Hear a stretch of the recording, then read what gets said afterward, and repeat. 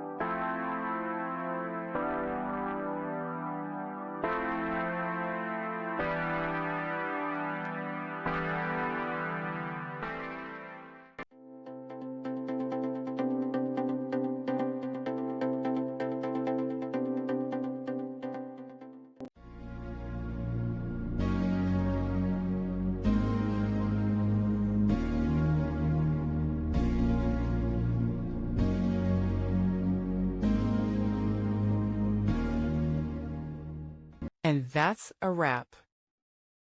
I hope you found the answer you were looking for. If you did, take a second to hit that subscribe button. It really helps out. And let me know in the comments which solution worked best for you. See you next time in the debug zone.